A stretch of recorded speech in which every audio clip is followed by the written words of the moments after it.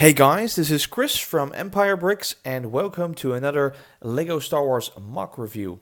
In this video I'll be taking a look at an awesome mock by at BenBuildsLEGO, and here's the story behind this. BenBuildsLEGO is a guy that I have been following on Instagram for a while now. He's been following me back, and quite recently he started making some really awesome LEGO Star Wars skylines, kind of matching the LEGO architecture look and feel. They have been amazingly popular on Instagram, especially his Geonosis version. So I kind of contacted him, and we got chatting, and he was friendly enough to share his instructions for the Scariff Skyline, and I decided to build it. So here it is. Now, like I said, he designed a couple of them. Not every has instructions, but this one has finished instructions. More details on piece count and the instructions itself are in the link below this video. But let's dive into this amazing mock. So there's a lot of things about this mock. This is something really different. We haven't seen anything like this from LEGO itself, and I haven't seen anything like this anywhere else. I know there are some LEGO Star Wars Skyline-ish builds out there, but nothing has this amazing look and feel, because this is of course Scariff, and I think the whole composition and all the colors perfectly match the look and feel that you get from the Scariff scene that you see in the movies. Now, there is a couple of details in this skyline that are worth mentioning. So this is actually the lower part that is supposed to symbolize kind of the islands and beaches that are around in Scariff. I'll pick up the build for a second and show you a little bit closer. You can see that there are some patches of tan plates kind of symbolizing islands and shorelines. And they are not connected, so there's some water in between. So they're actually islands. I think just the water in between here it's a small detail, but it gives so much look and feel to the whole thing.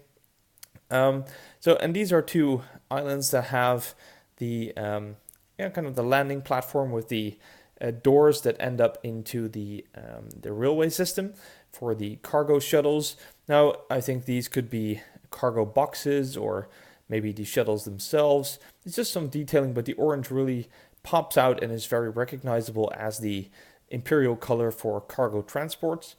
With these modified plates, you can actually modify tiles. You can see that the railway to the Scariff data tower is going through these islands and kind of, crossing the water. I know that there are actually more, and it should be coming from all directions, but for a skyline, this is basically as good as it gets. All these green things over here symbolizing the palm trees, giving the whole thing the real beachy Scariff look. Now, I have to put it down for a second to have a better look at the tower. It's going to be a little bit hard to show the whole thing because it's black, so it's a little bit hard to see. But let's start on the bottom.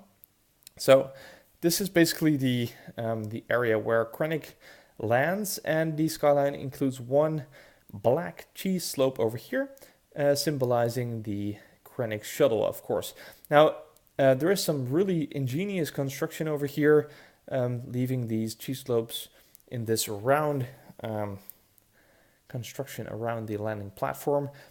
The whole thing around this platform is actually a little bit deeper, so it really gives you the illusion that there is this kind of abyss that you can also see in the movie. Moving on to the tower. Now, like I said, it's made from black brick, so it's a little bit hard to see due to the lighting, but the shaping of it is absolutely amazing, and there is some truly magnificent building in here. And you may notice that if I shake it a little bit, it looks wiggly, but it's actually quite sturdy. The whole thing itself is kind of, I can pick it up on the tower or at the tower and still have no problem.